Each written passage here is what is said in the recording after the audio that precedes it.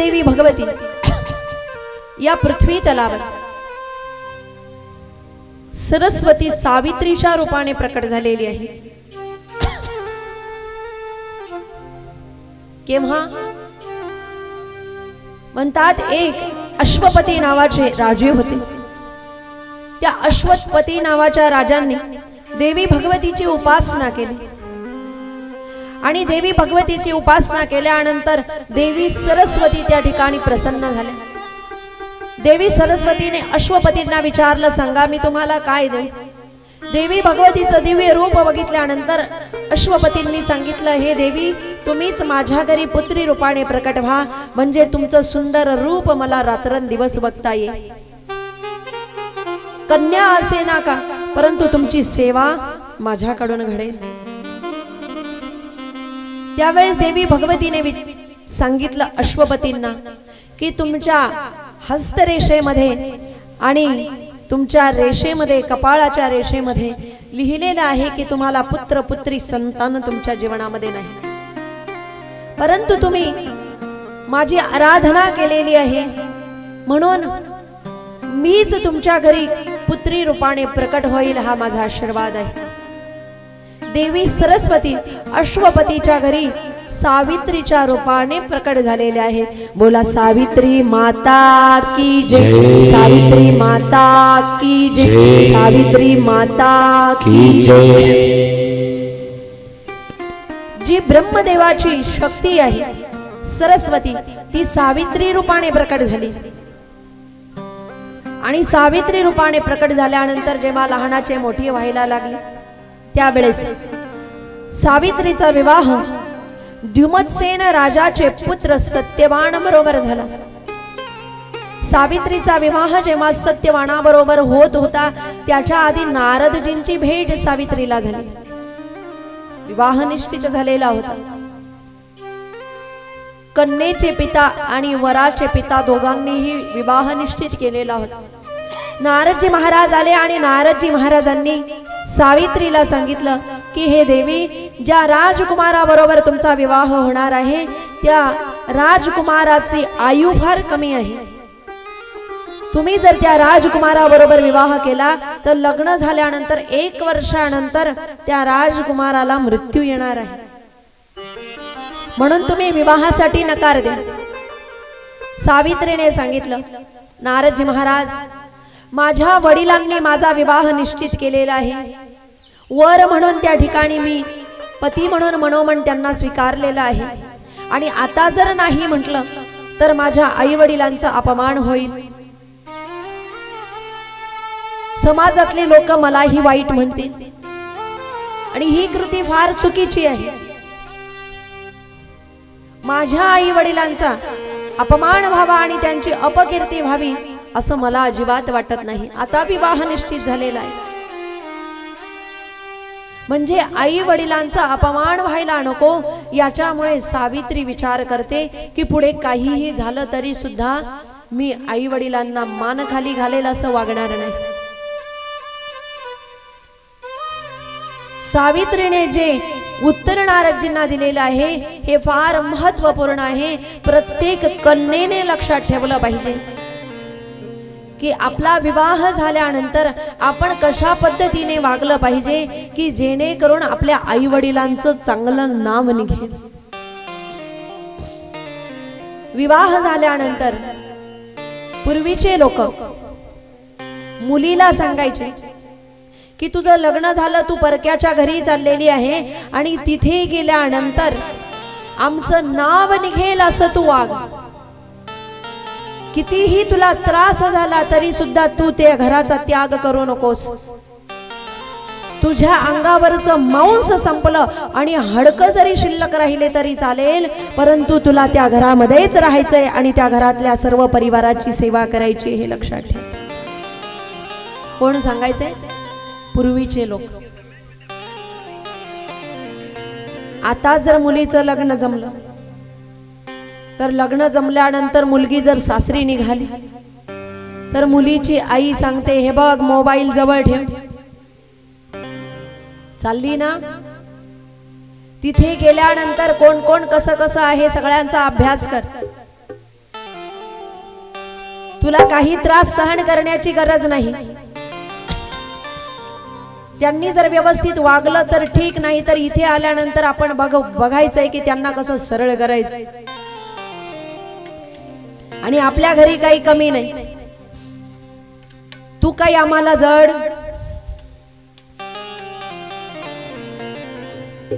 म्हणून कसं आहे काय आहे ते सगळं आम्हाला सांग.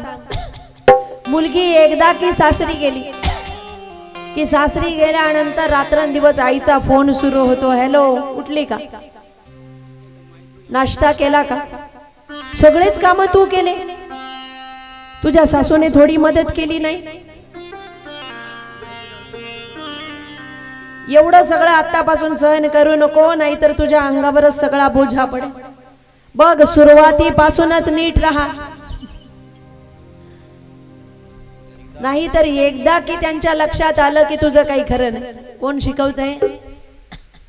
मुलगीची आई.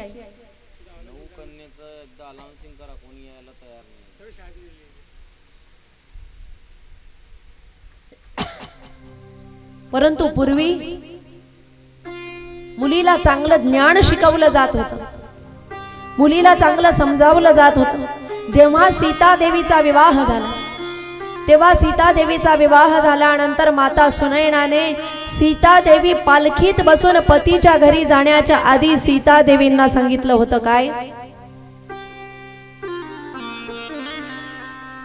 की तुझे सासू सासरे हेच तुझे आई वडील आहेत. अयोध्येतले सर्व लोक हाच तुझा परिवार आहे.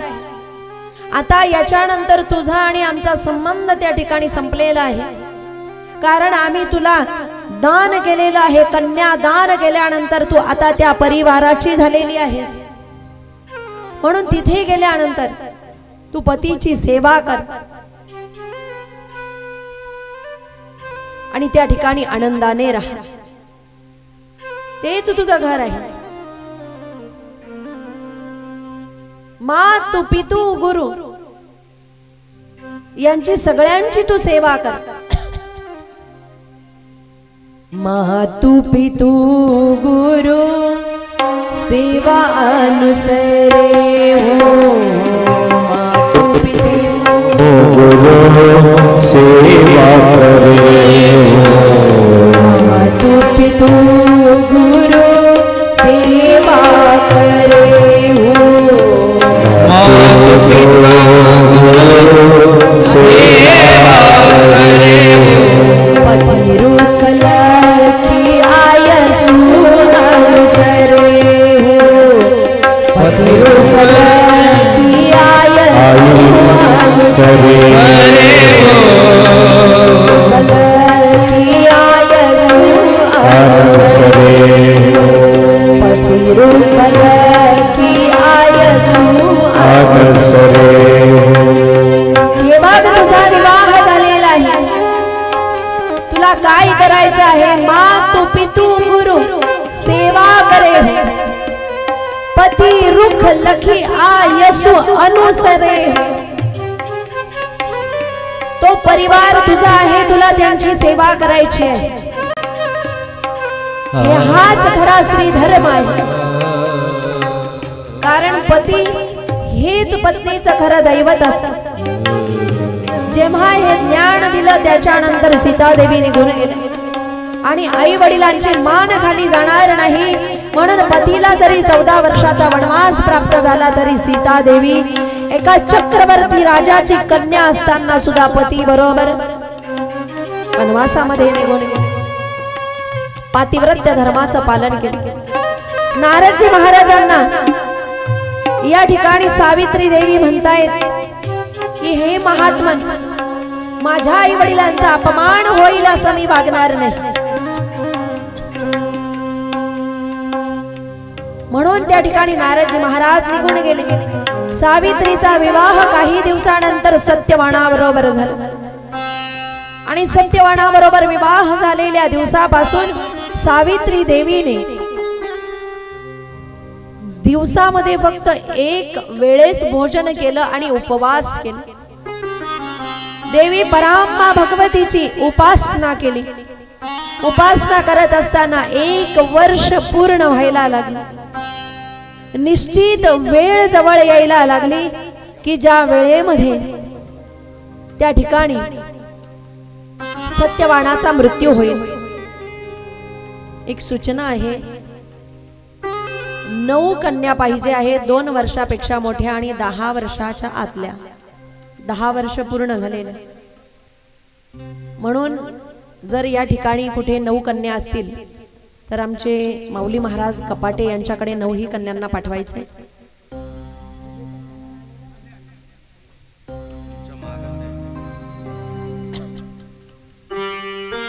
आणि कार्यकर्ते जर या ठिकाणी उपस्थित नसतील तर कृपया सर्व कार्यकर्त्यांना लवकरात लवकर या ठिकाणी बोलवून आणायचे. थोड्याच वेळामध्ये कथेची सांगता होणार आहे.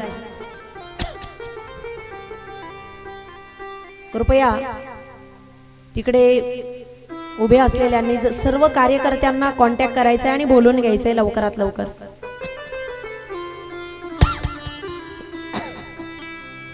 जेव्हा 1 वर्ष पूर्ण होऊ लागलं आणि अशा स्थितीमध्ये त्या ठिकाणी सत्यवानाबरोबर सावित्री वनामध्ये विचरण करू लागल्या, त्यावेळेस आयुष्य त्या ठिकाणी सत्यवानाचं पूर्ण व्हायला लागलं.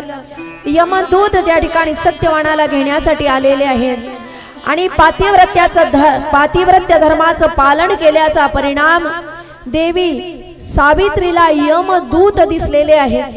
तिच्या लक्षात आलं की माझ्या पतीचा आत्मा घेण्यासाठी यमदूत आलेले आहे. जसा सत्यवानाच्या शरीरामधून आत्मा काढलेला आहे आणि सत्यवानाचा मृतदेह पडला, सावित्री देवी आपल्या पातिव्रत्याच्या तपोबलाने त्या ठिकाणी त्या यमदूतांच्या मागे मागे जाऊ लागलेले आहे. आणि यमदूतांनी सावित्री देवीला मागे मागे येताना बघितलं. यमदूत म्हणताय की हे देवी, तुमचा मृत्यू अजून आलेला नाही, तुमच्या पतीचा मृत्यू झालेला आहे, म्हणून यांचा आत्मा घेऊन आम्ही निघालेलो आहोत. ज्या दिवशी पतीच्या शरीरामधून आत्मा बाहेर पडला तो दिवस होता वट सावित्री पौर्णिमेचा दिवस. सावित्री देवी म्हणू लागल्या की मी देवी भगवतीची आराधना केलेली आहे आणि माझ्या पतीला मी तुम्हाला घेऊन जाऊ देणार नाही. तुम्हाला माझ्या पतीला पुन्हा द्यावं लागेल. पतीचं मृत शरीर जेव्हा पडलेलं होतं, देवी सावित्रीने तो मृतदेह जो आहे तो वडाच्या झाडामध्ये पारंब्यांच्या आत लपवलेला होता, झाडाच्या डोलीमध्ये. आणि जेव्हा मृतदेह त्या ठिकाणी लपवला की कुणीही येऊन श्वापद येऊ नये, त्या मृतदेहाला खाऊन जाऊ नये, तोपर्यंत मी आत्मा माझ्या पतीचा घेऊन येईल, हा पूर्ण विश्वास त्या ठिकाणी सावित्रीच्या मनामध्ये होता. आणि त्याच्यामुळे आत्मा मागण्यासाठी यमदूतांच्या मागे मागे देवी सावित्री जायला लागलेला आहे. यमदेव यमदूत म्हणू लागले, देवी तुम्ही यम सदनामध्ये येऊ शकत नाही कारण तुमचा मृत्यू झालेला नाही, परंतु देवी तुम्ही महान तपस्वी दिसताय, तुम्ही सर्वसामान्य स्त्री दिसत नाही. सांगा की तुम्हाला पतीच्या आत्म्याच्या व्यतिरिक्त दुसरं काही पाहिजे असेल तर आमच्याकडून मागून घ्या. त्यावेळेस सावित्री देवी म्हणायला लागल्या, दुसरं जर कोणतं वरदान तुम्ही मला देऊ शकतात माझ्या पतीच्या आत्म्याच्या व्यतिरिक्त तर माझी केवळ एकच इच्छा आहे. घाई घाई मध्ये निघालेले यमदूत घाई घाईने ऐकतायत की देवी काहीतरी दुसरं मागतायत, म्हणजे यांना काहीतरी देऊन टाकू आणि आपण पटकन आपलं कार्य करून आत्मा घेऊन निघून. त्यावेळेस देवी सावित्रीने हात जोडले आणि विनंती केलेली आहे, जर द्यायचंच असेल तर माझी एकच इच्छा आहे की मला माझे पती सत्यवानापासून 100 पुत्र झाले पाहिजे, माझ्या सासू सासऱ्यांना डोळे प्राप्त झाले पाहिजे, त्यांनी पौत्र पौत्रांना राजगादीवर बसलेलं बघितलं पाहिजे, माझ्याही आई वडिलांना पुत्र झाले पाहिजे, त्यांनीही त्यांच्या पुत्र पौत्रांना राजगादीवर बसलेलं त्यांच्या डोळ्यांनी बघितलं पाहिजे. हे वरदान मागितल्याबरोबर त्या ठिकाणी यमदूत तथास्तु म्हटले आणि तथास्तु म्हटल्याबरोबर त्यांच्या हातातला आत्मा जो आहे तो निसटला. कारण सत्यवानापासून 100 पुत्र होण्यासाठी सावित्रीला पतीची गरज आहे. आणि किती पुत्र? 100 पुत्र आणि त्यांनाही पुत्र, तिथपर्यंत सासू सासऱ्यांचं गेलेलं राज्य होतं तेही मिळाल्यानंतर त्यांना नातू पंतू होईपर्यंतचं आयुष्य, त्यांचे गेलेले डोळे आणि त्याच्यानंतर राजगादीवर बसलेलं बघायचं आहे, म्हणजे तिथपर्यंत त्यांचं आयुष्य आणि त्याचबरोबर स्वतःच्या आई वडिलांचंही आयुष्य आणि तेही कुठपर्यंत, पुत्र पौत्र होईपर्यंत आणि त्यांचे पौत्र राजगादीवर बसण्यासाठी त्यांनाही राज्य. एवढ्या सगळ्या गोष्टी एकाच मागणीमध्ये सावित्रीने मागून घेतल्या. देवाकडून काय मागायचं आहे हे समजलं पाहिजे. आपण देवाकडून छोट्या छोट्या गोष्टी मागत असतो की ज्या गोष्टी मागितल्यानंतर आपल्याला फक्त याच इहलोकातल्या सुखांना आपण प्राप्त होतो. पण मी एक गोष्ट नेहमी सांगत असते की देवाकडून देवालाच मागा, कारण देवापेक्षा मौल्यवान या जगामध्ये काहीच नाही आणि कुणीच नाही. देवापेक्षा मौल्यवान या जगामध्ये काहीच नाही आणि कोणीच नाही. तो जर मिळाला तर सगळं मिळालं आणि भगवान परमात्मा मिळाला नाही तर आपल्याकडे काहीच नाही. सावित्रीने त्या ठिकाणी हे मागणं मागून घेतलं की ज्याचा परिणाम त्या ठिकाणी आत्मा जो आहे तो निघाला, सत्यवानाच्या मृतदेहामध्ये गेला. त्यावेळेस त्या ठिकाणी जे जाणारे यमदूत होते त्या यमदूतांना देवी सावित्रीने प्रश्न विचारला की हे यमदेव, कोणते कर्म केल्यानंतर मनुष्याला नरक प्राप्त होतो, कोणते कर्म केल्यानंतर स्वर्ग प्राप्त होतो, कोणते कर्म केल्यानंतर जीवात्म्याला वेगवेगळे देह धारण करावे लागतात, कोणतं पुण्य केल्यानंतर कोणतं फल प्राप्त होतं, मला सर्व काही सांगा. त्यावेळेस यमदूत आणि देवी सावित्री मध्ये सुंदर असा संवाद झालेला आहे आणि तो आपल्यासाठी फार महत्वाचा आहे. लक्षपूर्वक ऐका. ज्याने ज्या देवाची उपासना केली त्याला त्याच देवाचा लोक प्राप्त होत असतो. ज्याने महादेवाची उपासना केली त्याला शिवलोकाची प्राप्ती होत असते मृत्यूनंतर. ज्याने विष्णूची उपासना केली त्याला वैकुंठाची प्राप्ती होत असते. ज्याने सकाम कर्म केले त्याला स्वर्ग लोकाची प्राप्ती होते. ज्याने निष्काम कर्म केले त्याला मोक्षाची प्राप्ती होत असते. ज्याने सूर्य देवाची उपासना केली तो सूर्य लोकामध्ये जात असतो. ज्याने देवी भगवतीची उपासना केली तो मणिद्वीपामध्ये जात असतो. ज्याने ज्याची उपासना केली त्या पद्धतीने जीवात्मा त्या लोकाला जात असतो. यांती देवव्रतान देवान पितॄन यांती पितृजा भूतानि यांती भूतेजा यांती मद्याजिनोपिमा. भगवान परमात्मा गीतेमध्ये अर्जुनाला सांगतायत यांती देवव्रतान देवान पितॄन यांती पितृजा. देवतांची उपासना केल्यानंतर देव लोकाला जात आहे. पितरांची आराधना उपासना केल्यानंतर जीवात्मा पितर लोकाला जातोय. म्हणून पितृकार्य पितृपक्षामध्ये केलं पाहिजे, परंतु पितरांकडून कोणतीही वस्तू मागायची नाही. पितरांची 15-16 दिवस पितृपक्षामध्ये उपासना करत असताना कोणत्या नियमांचं पालन करायचं, कोणतं भोजन पितरांना द्यायचं, या दिवसांमध्ये काय करायचं आहे काय करायचं नाही आणि काय दिल्यानंतर आपल्या जीवनातले जे हे संकट आहेत ते दूर होतील. घरातले मुलं बाळ ऐकत नसतील, घरामध्ये लक्ष्मी टिकत नसेल, घरामध्ये नेहमी कलह होत असतील, वगैरे वगैरे जेही काही त्रास आहे ते त्रास दूर करण्यासाठी पितरांची कोणत्या पद्धतीने सेवा करायची आहे याच्यावर एक दिव्य असा एका ठिकाणी घडलेला कथाभाग गरुड पुराणातला कथासार या चॅनलला टाकलेला आहे. अतिशय महत्वाचा भाग आहे. आपण घरी जाऊन तो भाग श्रवण करू शकतात. आपल्या जीवनामध्ये फार महत्वाचा तो भाग आहे. लोकांच्या कमेंट सुद्धा चांगल्या आलेल्या आहेत की जी माहिती कोणालाही नव्हती. गरुड पुराणांतर्गत कोणतं दान केलं पाहिजे, कोणती भाजी चालत नाही, कोणते पात्र चालत नाही याची संपूर्ण माहिती त्या ठिकाणी दिलेली आहे. पितरांची सेवा केल्यानंतर जीवात्मा पितृलोकामध्ये जात असतो. भूतांची उपासना करणारे ते भूत प्रेताच्या योनीला जात असतात. कारण बरेच जण भूत प्रेतांचीही उपासना करतायत आणि त्यांची उपासना करून वेगवेगळ्या रिद्धी सिद्धी प्राप्त करून कधी चांगलं करताय जगाचं, काहींचं वाईट सुद्धा करताय, अशी ही आराधना करतायत. भूतानी यांती भूतेजा यांती मद्याची नोपिमा.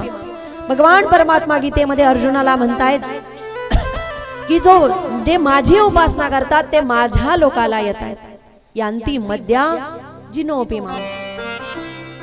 म्हणून यमदेव सांगतायत की हे देवी, जो जशा पद्धतीने पूजा पाठ करतोय त्याचा तशा पद्धतीने त्याला भोग प्राप्त होत आहे. जे तीर्थ स्नान करतायत, पूजा पाठ करतायत, त्यांना ब्रह्मलोकाची प्राप्ती होत असते. हे देवी, दान करत असताना कोणतं दान केल्यानंतर कोणतं पुण्य प्राप्त होतंय लक्षपूर्वक ऐकाय. की जो दूध, दही, सोनं, चांदी, वस्त्र, अन्न, तूप आणि जल दान करतोय त्याला 1 मन्वंतर पर्यंत चंद्रलोकाची प्राप्ती होत असते. त्याच्यानंतर ते सुवर्ण दान करतायत, गौ दान करतायत, तांब्याचे भांडे दान करतायत, त्यांना सूर्यलोकाची प्राप्ती होत असते. त्याच्यानंतर जे मंदिर बांधण्यासाठी किंवा संतांचा आश्रम बांधण्यासाठी किंवा ब्राह्मण देवतांना विविध प्रकारचं दान देतायत त्यांना सुद्धा सूर्यलोकाची प्राप्ती होत असते. त्याच्यानंतर तलाव खोदण्यासाठी, वृक्ष लावण्यासाठी आणि एखादी पानपोई बांधण्यासाठी जर कोणी दान धर्म किंवा जलकुंभ निर्माण करत असेल तर त्यांना शिवलोकाची प्राप्ती होत असते. त्याच्यानंतर यमराज सांगतायत की हे देवी, जो गौदान करतोय पवित्र दिवशी किंवा पवित्र तीर्थामध्ये, पवित्र साधू संत महात्म्यांना किंवा ब्राह्मण देवतांना जो गौदान करतोय त्यांना गायीच्या अंगावर जेवढे रोमांच असतात तितके वर्ष त्यांना गोलोकाची प्राप्ती होत असते, ज्या गोलोकामध्ये राधा आणि कृष्ण निवास करतायत. त्याच्यानंतर जेही व्यक्ती शुभ्र वस्त्रामध्ये शालिग्राम घेऊन ब्राह्मण देवतांना दान करतायत त्यांना वैकुंठाची प्राप्ती होते. पुढे वर्णन करतायत की जे उन्हाळ्यामध्ये छत्री, चप्पल, पंखा दान करतायत त्यांना वायू लोकाची प्राप्ती होत असते. जे लोक काहीच दान करत नाही परंतु तन मन धनाने मंदिरामध्ये जाऊन सेवा करतायत त्यांचा सुद्धा उद्धार होतो. जो कार्तिक पौर्णिमेला तुळशीचं दान करतोय, दीपदान करतोय त्याला अनेक युगपर्यंत भगवान श्री हरी विष्णूचं सानिध्य प्राप्त होते. जे सूर्योदयापूर्वी उठून गंगा स्नान करतायत त्यांना परमधामाची प्राप्ती होते. त्याच्यानंतर पुढे वर्णन करतायत की जे भारतवर्षामध्ये राहून भगवान महादेवाची उपासना करून जे महादेवावर नित्य जल अर्पण करतायत त्यांना मुक्ती प्राप्त होते किंवा शिवलोकाची प्राप्ती होते. ते कधीही आयुष्यामध्ये अनेक जन्म धारण केल्यानंतरही दुखी राहत नाही. चैत्र नवरात्रीला, कार्तिक नवरात्रीला जे उपवास करतायत त्यांना देवी भगवतीची आराधना केल्यानंतर मणिद्वीपाची प्राप्ती होते. जे नेहमी एकादशीचं व्रत करतायत आणि भगवान महादेवासाठी प्रदोष व्रत करतायत किंवा महाशिवरात्रीचा उपवास करतायत त्यांना घेण्यासाठी यमदूत कधीही येत नाही, देवदूत येत असतात. जे कथा कीर्तन श्रवण करतायत त्यांना घेण्यासाठी कधीही यमदेव येत नाही. सुटलो. त्याच्यानंतर नरकाची प्राप्ती कुणाकुणाला होते तेही लक्षपूर्वक ऐकायचं. म्हणतात जे आपल्या बल पराक्रमाचा अभिमान करून धनाच्या अभिमानाने अभिमानी होऊन कटू वचनाचं पालन करतायत त्यांना अग्निकुंडाची प्राप्ती होते. पृथ्वीच्या दक्षिण दिशेला संयमनीपुरी आहे, त्याच्यामध्ये 28 प्रकारचे नरक आहेत आणि ज्याने जसे कर्म केले त्याला तशा पद्धतीच्या नरकामध्ये टाकलं जातं. काही नरकामध्ये अंगावर खिळे ठोकले जातात. मनुष्याचा देह इथेच राहतो परंतु मनुष्याला यातना शरीर प्राप्त होतं आणि यातना शरीर प्राप्त झाल्यानंतर जेव्हा यमद्वारामध्ये त्याला नेलं जातं त्या यातना शरीराला यातना दिल्या जातात आणि मनुष्याला अनंत यातना होत असतात.